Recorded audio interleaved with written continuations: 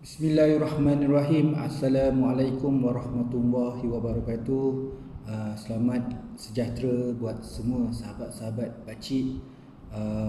Lama dah kita tak jumpa di video di YouTube dan juga kita berdiskusi dalam grup WhatsApp. Alhamdulillah kita bertemu lagi dalam level yang berikutnya, iaitu level 2. Okey, sedikit perbezaan. Jadi malam ni pakcik nak briefing dengan sedikit maklumat dan juga pakcik sertakan 10 perkara yang kita nak dibincangkan dalam tempoh 3 bulan. Tidak terhad tentang 10 perkara ini seperti mana yang telah dicadangkan, dan cadangan selepas ini apa yang kita nak murnikan, apa yang kita nak tambah baik di level 1. Okey, tapi tema kali ini adalah lebih kepada penulisan, iaitu writing skill, kemahiran dalam menulis tesis. Masih lagi dalam bab demi bab. Kita memberi keutamaan kepada bab-bab dan outline-outline yang kita kata kebiasaan menghadapi kesukaran dalam menulis. Jadi bahagian itu kita beri keutamaan. Okey, pakcik tidak ada spesifik lagi untuk merancang secara sempurna ataupun berstruktur untuk 3 bulan ini.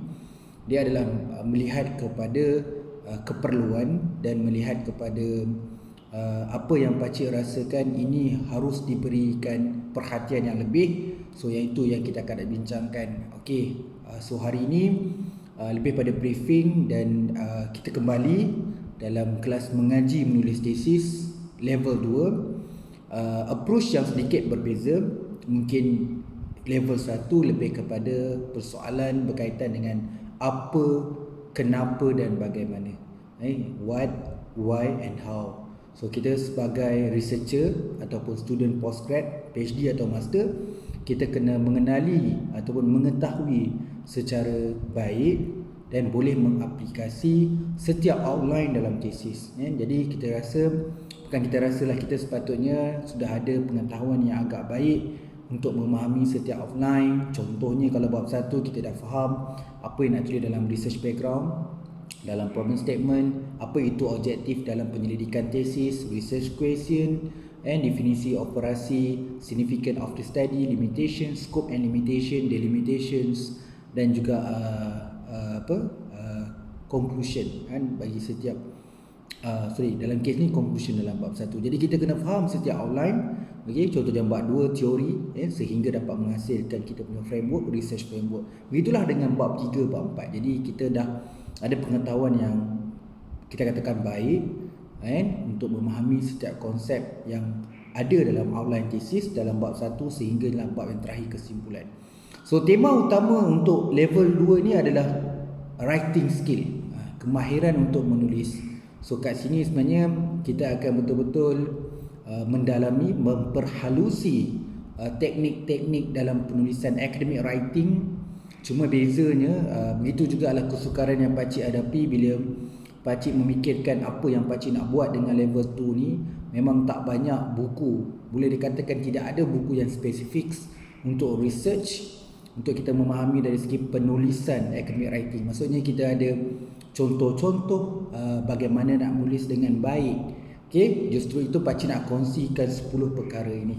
Okey, justru itu kita take notes. So mungkin selepas briefing ini minta sahabat-sahabat semua boleh bagi pandangan dan cadangan apa yang patut kita nak buat. Okey, saya mohon maaf mungkin ada beberapa persoalan yang timbul ataupun keinginan untuk kita melaksanakan kelas itu.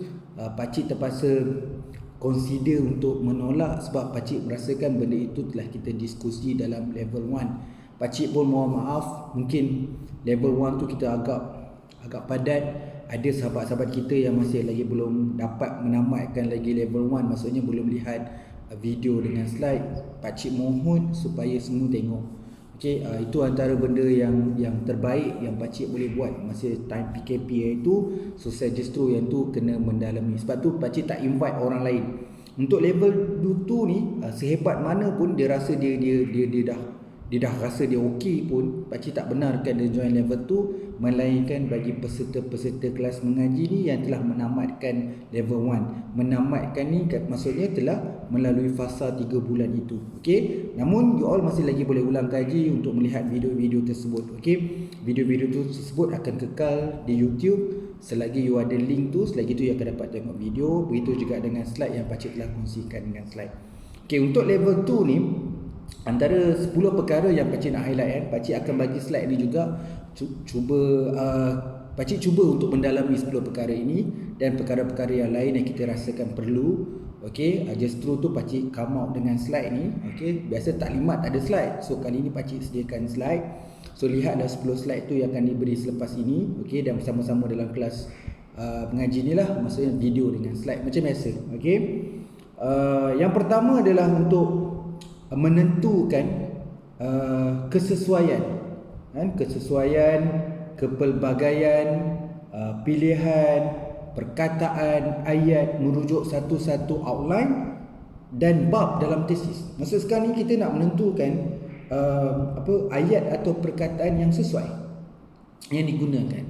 Okey, dan kita nak tahu kan dari segi konteks, kita tahu tulis tesis ni kena ada pelbagai ayat digunakan.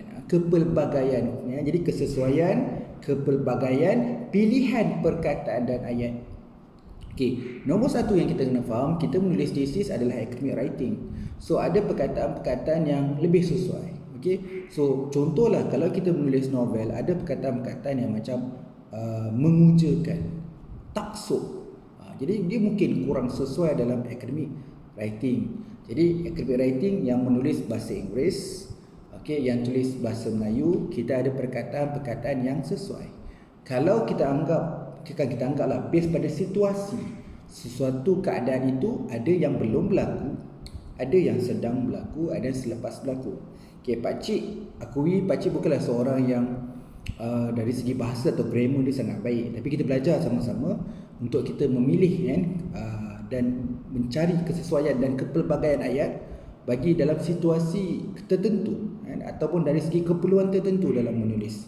Macam tadi dari segi sebelum, semasa dan selepas, kemudian penggunaan ayat dalam konteks industri, dari segi akademik, pemilihan ayat bila nak menerangkan satu-satu teori. Jadi kesesuaian tu sangat penting. Okey, kepelbagaian, kita tak nak ada satu pengulangan ayat. Kita baca paragraf by paragraf, you menggunakan ayat yang sama, permulaan ayat yang sama, bermulakan dengan citation demi citation, kemudian mula berdasarkan kajian lepas. Okey, next line atau next paragraph berdasarkan kajian lepas.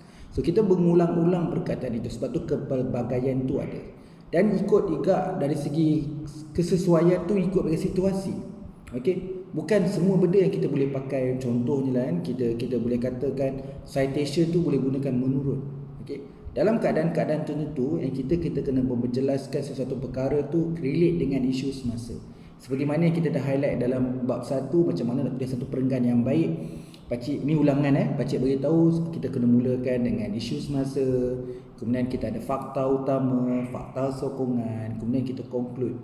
Okey, dalam satu perenggan tu perlu ada perbincangan. Tapi dalam melakukan perbincangan, seperti mana yang kita tahu, itu juga komen-komen yang pakcik dapat. Okey, nampak macam senang, tapi bila nak menulis kita sangkut, kita tidak ada satu ayat atau kita ada copywriting yang boleh bantu. Okey, kita ada academic phrase bank. Mungkin dekat sini kita lebih extend lagi. Kita boleh guna academic phrase bank, tapi dalam kelas level 2 ni kita terperinci dan lebih lanjut. Okey, jadi kita mampu pergi kelas ni, saya harap, saya doakan supaya kita mampu untuk menentukan kesesuaian, kepelbagaian ataupun pilihan perkataan atau ayat merujuk setiap outline dan bab dalam tesis.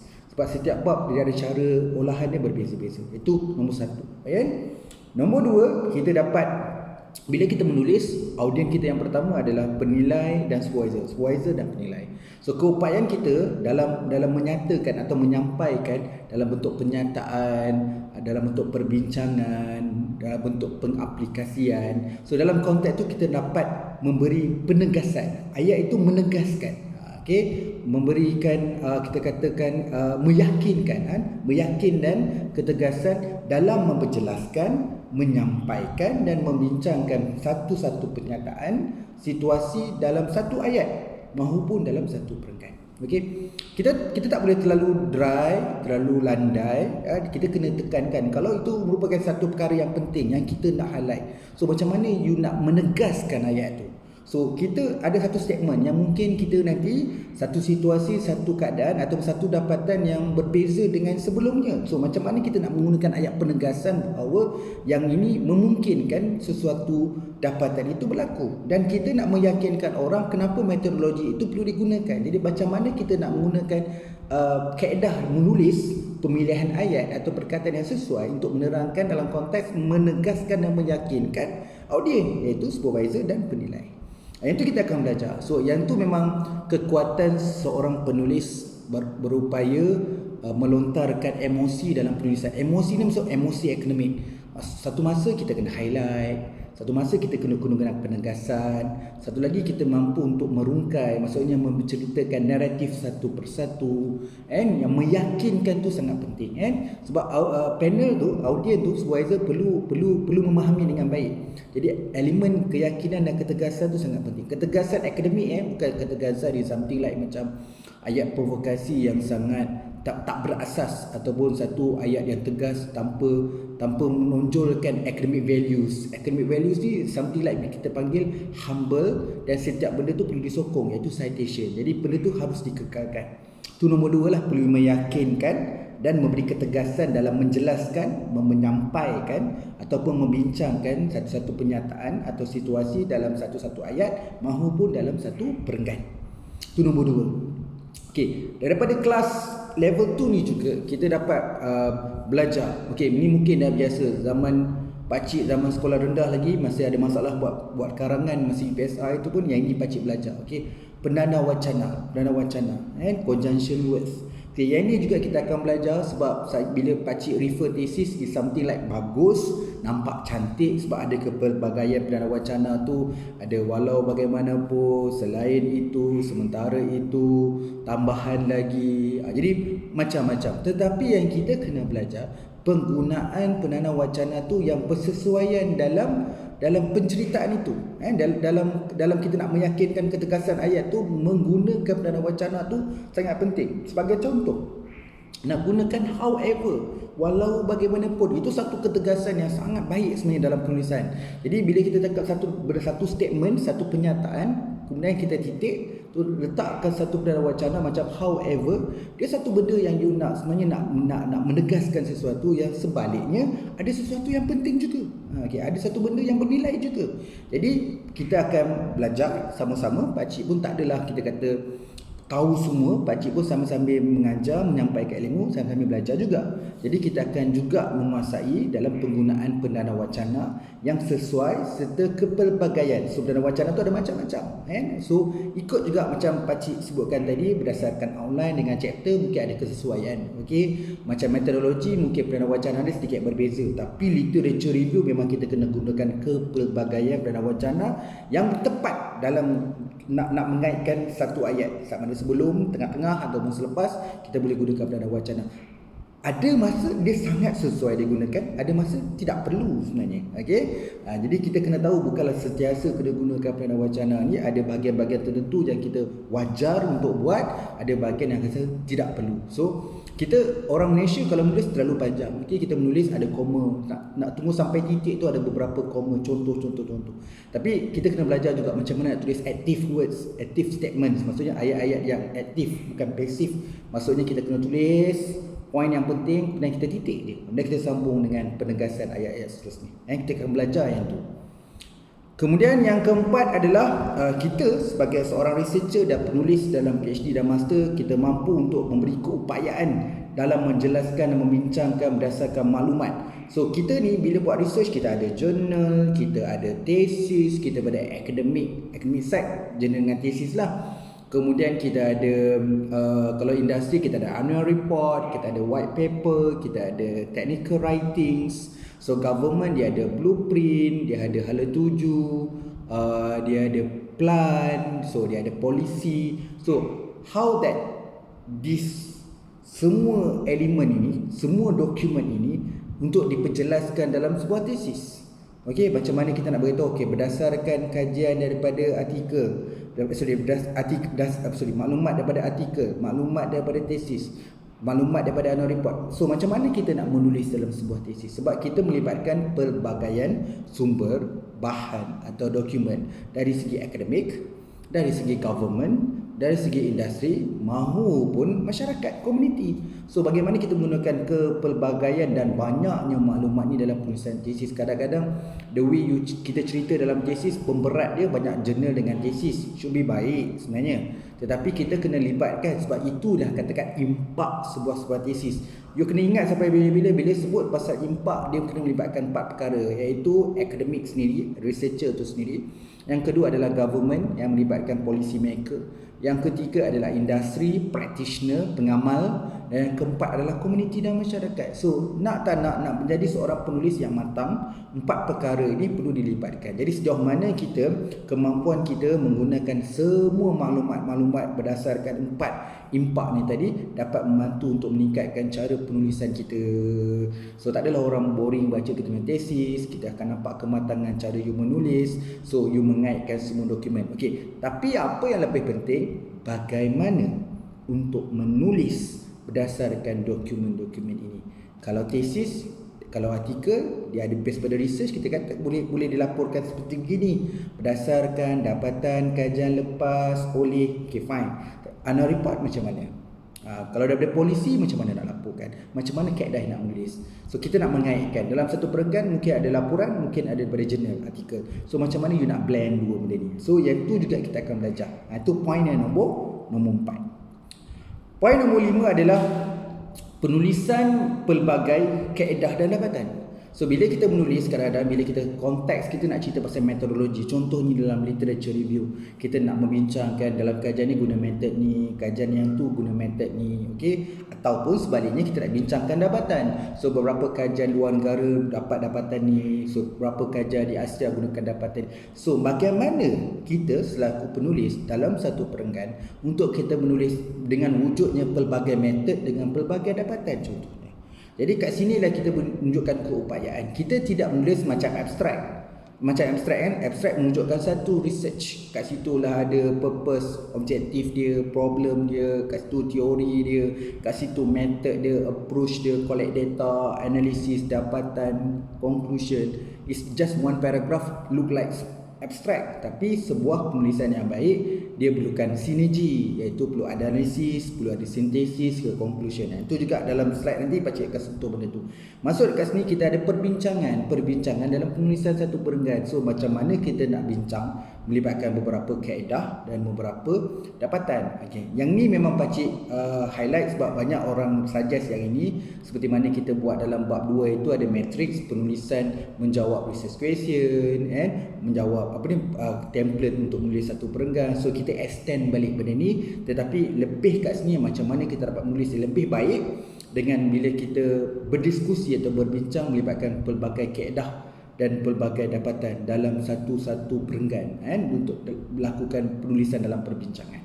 So nombor 5 ni antara benda yang menarik lah untuk kita perkasakan kemahiran menulis kita. Okay, nombor 6 adalah yang ni sebenarnya hari tu kita sebut banyak kali sebut persembahan. Sejauh mana kita boleh nulis dalam konteks buat table, okay, buat raja, buat figure, kita dapat lukis. So tapi kita tak apply. Kita itu tak dibincangkan secara mendalam macam mana nak lukis jadual yang baik, macam mana nak simplify jadual. Ini maksudnya jadual yang masuk dalam chapter, boleh masuk dalam bab 1, macam mana nak buat line chart, buat bar chart, kita boleh masuk, macam mana nak transform, pindah. Okay, daripada data tu raw data, kita convert raw data tu jadi table atau rajah. Yang tu kita akan bincangkan juga. Ini topik yang menarik. So supaya orang yang baca tesis nampak macam happy, seronok, keupayaan kita sebagai researcher mengubah visual daripada plain menjadi rajah dengan table. So kita akan belajar beberapa lah. Di sini juga pakcik akan explore dan investigate beberapa tesis dan juga artikel jurnal yang bersesuaian dan komprehensif untuk pakcik kongsikan supaya kita ada pelbagai contoh bila kita tulis artikel, macam mana kita nak summary ataupun kita nak simplify ataupun nak lebih bagi kejelasan melalui kaedah persembahan sama ada rajah ataupun table. Yang ni kita akan buat. I believe that pakcik rasa benda ni memang akan jadi menarik lah. Sebab biasanya kita dry dengan perkataan daripada level 2 ni juga kita akan belajar juga macam mana nak buat rajah dan juga nak buat jadual yang menarik. Okey. Seterusnya kita akan ada beberapa perkara yang pakcik tidak melawan, tidak macam menidakkan pattern atau usaha-usaha orang sebelumnya ataupun kita panggil klasikal, tetapi pakcik nak membantu cara penulisan yang lebih baik. Okey, kita nak kena ubah, nak ubah. Tak perlu kita macam nak cerita satu-satu. Contohlah suatu masa dahulu ada researcher kadang-kadang dia buat perbincangan, dia asingkan perbincangan untuk dalam negara. Okay, dah habis bincang isu dalam negara, bincang pula perbincangan dalam jadi bincang dalam negara sebenarnya perbincangan luar negara. So pakcik kurang gemar begitu dalam konsep pakcik kurang berkenan. Kita bincang dalam dan luar negara, tapi kita bincang berdasarkan idea ataupun berdasarkan tema-tema, satu tema ke satu tema. Okey, kita akan buat macam piramid terbalik juga zoom sampai yang spesifik apa nak dikaji, makin lama makin faham, makin lama makin detail, makin mendalam, sama-sama akan lebih jelas. Okey, dalam kes ni kita akan gunakan 3 tadi pakcik sebut. Kita ada analisis, synthesize, kalau kita akan summary. So sejauh mana kita dapat memberkasakan penulis satu perenggan dengan ada berlakunya analisis dan sintesis, dan kemudian kita boleh conclude. And last line dalam perenggan tu kita boleh buat conclusion. So bagaimana nak tulis semua perkara ni? So kita akan belajarlah. So lebih mendalam. Kan ramai orang tanya macam mana nak buat ayat kritik, macam mana nak buat ayat criticals, macam mana nak buat ayat sintesis. So kita akan belajar. Kita akan belajar. So beberapa minggu kita akan belajar tentang macam mana nak belajar semua orang tahu macam mana nak buat sintesis. Itu juga yang keupayaan yang saya nak semua orang yang join kelas level 2 ni ada mampu buat synthesize lepas ni. Okey, lepas ni kalau join industri atau akademik, nak tulis banyak artikel jurnal pun, perkara-perkara ni memang kita kena mendalami dan kita ada kemahiran dan ada kepelbagaian skill lah kat sini. So kita akan belajar So selepas ni saya harap semua orang akan lebih faham macam mana nak buat synthesize dan sebagainya. Okey. Kemudian nombor 8 adalah kita ada pertemuan antara banyaklah soalan-soalan yang dapat. Okey, betul ke kena buat citation 5 tahun terkini je? So citation yang lama tu tak boleh cite. So saya akan bantu sama-sama pakcik dengan you all. Kita akan duduk sama-sama, kita akan berdiskusi dalam WhatsApp ni. So kita akan belajar sama-sama macam mana kita nak combine dalam penulisan. Kadang-kadang ada juga citation yang agak lama, 30 tahun, 40 tahun yang sudah. Ada citation yang baru sehingga yang baru 2021 pun dah ada artikelnya. So sejauh mana kita blend tahun yang lama dan baru tu dalam penulisan tesis, sama ada dalam satu chapter atau satu paragraf. Okey, so macam ni kita nak buat. Secara umum pakcik share satu tips. Konsep kita cite yang lama tu adalah nyatakan. Okay, kalau macam teori kita kata teori ini dibangunkan oleh Mr. X pada tahun 1936. Jadi kita cite tahun 1936 tu. Siapa yang paper pertama yang mempelopori ataupun sumber utama, sumber asas artikel yang pertama yang menemukan teori ini. Jadi kita kena nyatakanlah walaupun lama.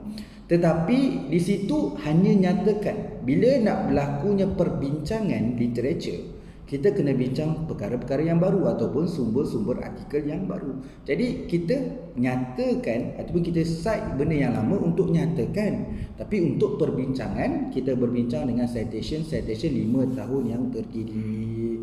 Tetapi depends juga, bergantung pada bidang masing-masing. Kalau dalam bidang law, bidang sejarah, dalam bidang-bidang tertentu, kadang-kadang citation yang lama tu valid sebab dia satu benda yang social base. Contohlah social base. Kalau macam IT mungkin kurang sikit lah sebab every year dia memang akan go to another technology dan sebagainya. Tapi it depends on the bidang ilmu.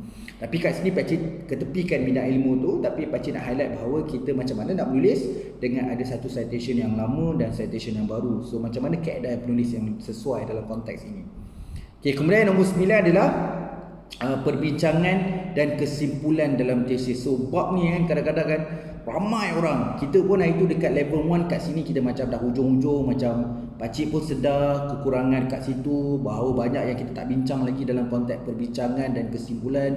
Sebenarnya pakcik memang nak bawa benda tu dekat level 2 sebab pakcik rasa benda ni memang sedap nak bincang kat level 2. So kita akan buat satu perbincangan, maksudnya bab perbincangan dan kesimpulan. Okey, macam mana nak menulis dengan baik untuk bab perbincangan dan kesimpulan. So dalam perbincangan itu untuk apa ditulis? Kadang-kadang orang confuse dalam perbincangan tu. Kadang-kadang perbincangan kajian ke, perbincangan dapatan kajian ke, ataupun perbincangan penyelidikan. So dekat situ nanti kita akan buat penerangan macam mana nak buat perbincangan yang baik. Dia sebenarnya perbincangan kajian atau perbincangan penyelidikan menyeluruh. Dia kena bincang balik bab 1, bincang balik bab 2, bincang balik bab metodologi bab 3 tu, bincang balik bab 4. Dia bukan perbincangan dapatan. Ramai orang buat silap bila buat perbincangan, dia buat perbincangan dapatan.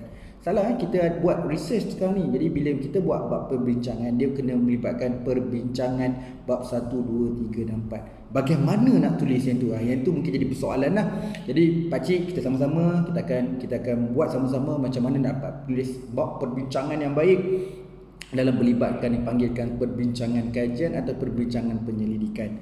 Dia bukan perbincangan dapatan semata-mata. Okey, yang ni pakcik akan kongsikan bagaimana nak dapat penulisan perbincangan yang baik. So apa yang beza dan apa yang patutnya yang kena tulis dalam bab perbincangan. Okey, dan kesimpulan. Dia biasanya ada setengah misi tu gabungkan perbincangan dan kesimpulan. Okey, yang terakhir. Yang terakhir ni adalah perkara yang saya rasa harapan saya lah, objektif utama saya sebenarnya mengharapkan level 2 ni. Saya harap semua sahabat-sahabat semua dah macam kawan dah, kita macam saudara dah, macam adik-beradik dah kita dalam kelas mengaji tesis ni. Saya mengharapkan ada kematangan dan masing-masing tahu kenapa kita tulis macam ni, kenapa kita perlu tulis macam ni, kenapa kita kena blend, kenapa kita kena kaitkan, kenapa kita tak selfish, kenapa kita tak terlalu memfokus pada satu. Sebab tesis ni sebenarnya perkaitan. So bila apa-apa saja kena tulis, dia kena align, dia kena selari. So macam mana nak tuliskan nampak kematangan. Kita ni jadi PhD bukan jadi pelajar. Kita menjadi satu rangkaian ataupun network. Kita kena menguasai konten yang ada dalam industri. Kita memahami gerak kerja ataupun proses yang ada dalam kerajaan, so dalam masyarakat, dalam akademik sendiri itu pun luas. Kita kena memahami kesemuanya. Ada orang kata seorang researcher tak perlu ambil tahu benda tu. Kalau tanya saya, nak jadi seorang yang matang. Okey, kadang-kadang minta maaf, pakcik sendiri pun lemah. Tapi kadang-kadang bila pakcik tengok orang akademik, bila kupas sesuatu perkara, sesuatu isu dalam konteks yang ialah isu semasa, dia membincangkan dan terlalu dalam aspek akademik. Okay, kita perlu melihat apa senario situasi yang berlaku dalam kerajaan di Malaysia dan luar negara. Tengok macam mana praktis industri sendiri. Kalau pakcik involved dalam otomotif, apa yang berlaku dalam dunia otomotif di luar dan apa otomotif berlaku dalam negara. So yes, pakcik boleh baca dalam tesis dan artikel, tapi ada beberapa perkara yang perlu kita tahu yang dari segi dokumen mereka. Sebab tu pakcik suka baca annual report. Sebab annual report tu pakcik akan nampak benda yang berkaitan dengan facts, bulletin, news, website dia pakcik kena tengok. Sebab tu kita kena tengok kematangan ni. Dengan era tahun 2020 ni, kita kena tahu benda yang offline dan online, benda yang ada dalam website, dan ada benda yang berkaitan dengan yang tiada dalam onsite, benda yang documentation. So benda-benda tu kita kena memahami. So berdasarkan sedikit pengalaman pakcik duduk di industri dan duduk dalam akademik, dia memang ada satu pertembungan yang sedikit berbeza. Dan situ lah kita nak clearkan lah. Dan situ sebenarnya saya nak menzahirkan dan melahirkan you all sebenarnya. Bila kita duduk dekat industri pun kita okey, duduk kat dunia akademik pun okey, bila duduk dekat government pun okey. So kita jadi orang marhain dalam masyarakat komuniti pun kita okey, sebab kita memahami. Okey, tak adalah kita menyalahkan kerajaan, kita menyalahkan orang industri, kata orang industri tak support dia akademik, kita salahkan orang akademik duduk dalam apa? Dalam tempurung, tak nak campur dengan orang. Bila you memahami semua konteks ni, sebenarnya kita tahu sebenarnya researcher ni yang paling mendamaikan, paling mengamankan, yang paling mengintegrasi, blendedkan semua perkara ini. Jadi untuk menjadi seorang researcher, seorang postgrad, menjadi seorang penulis yang baik dalam menulis tesis dan apa bentuk makalah ataupun artikel, okey, kita bukan mengukur dari segi bilangan muka surat yang kita tulis. Sejauh mana seorang penulis itu mampu atau berupaya mengaitkan atau mengaplikasikan tujuan sebuah penyelidikan. Kalau tesis adalah tujuan, proses, dapatan dan kesinambungan bidang penyelidikan. Kita bukan memikirkan tentang hal kita, berkaitan kita. Kita membincangkan perkara-perkara sebelum kita. Sebelum kita, maksudnya researcher sebelumnya. Kita membincangkan tentang betapa fokusnya dalam penyelidikan kita, iaitu fokus pada apa yang kita nak kena buat, penyelidikan apa yang nak kena buat. Kemudian kita akan memikirkan what's next. apa yang kita dapat beri sumbangan, apa orang lain boleh kesinambungan daripada apa yang kita kena buat. Dan kita kena fikir tesis ni bukan benda yang main-main. Dia dapat memberi impak. Saya sebutkan 4 impak tadi, sejauh mana dia dapat memberi sumbangan dalam konteks academics. Akademik dulu asal teori, metod, pendapatan, net researcher, pesyarah, pelajar. Okay, dia berkaitan dengan kerajaan. For example, dari segi pembangunan atau pemulihan polisi, dasar dan sebagainya, perkaitan-perkaitan sejauh mana government nak buat direction, nak buat solution, nak buat decision making. So benda tu daripada research dia membantu sebenarnya. Dan industri juga, sebab kita tahu industri pun sedar keperluan R&D dan researcher adalah R&D, sebab tu industri memerlukan R&D assist dalam pembangunan penyelidikan. Sebab tu dia dapat beri input ataupun idea-idea baru. Begitu juga dengan masyarakat. Tak guna kalau kita membuat sesuatu yang baik, pembangunan, research adalah pembangunan, tidak dapat memberi limpahan kepada komuniti dan masyarakat, kepada ummah dan sebagainya. Okey, itu saja yang pakcik nak kongsikan untuk taklimat ini. Terlalu luas, terlalu subjektif untuk membincangkan semua perkara dalam perjalanan 3 bulan ni. Kita doakan sama-sama semoga pakcik pun dikurniakan idea-idea yang makin baik, dan you all pun dapat memberi cadangan-cadangan yang baik. Sama-sama kita bantu bagaimana nak menjayakan 3 bulan ni untuk level 2 untuk writing. Bukanlah kata pakcik tak ada idea, pakcik ada idea, tapi of course kita nak ada satu communication yang baik, dua hala yang baik. Pakcik tak nak fikirkan pasal level 3. Pakcik tak nak fikirkan pasal level 3. Ada yang tanya, ada level 3 ke lepas ni?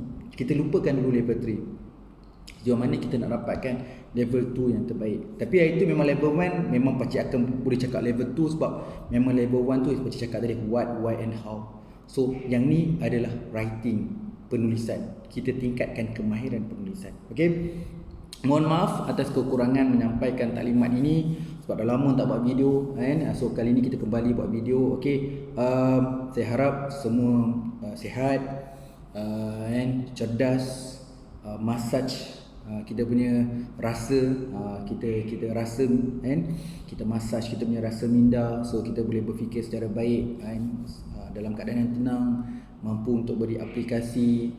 Kita tahu tulis tesis ni perlukan ada satu kemahiran menulis. So pakcik pun bukanlah pandai menulis pada peringkat awal, dan sikit gini pun belajar lagi. So kita belajar sama-sama dalam menulis. Menulis tu sangat luas.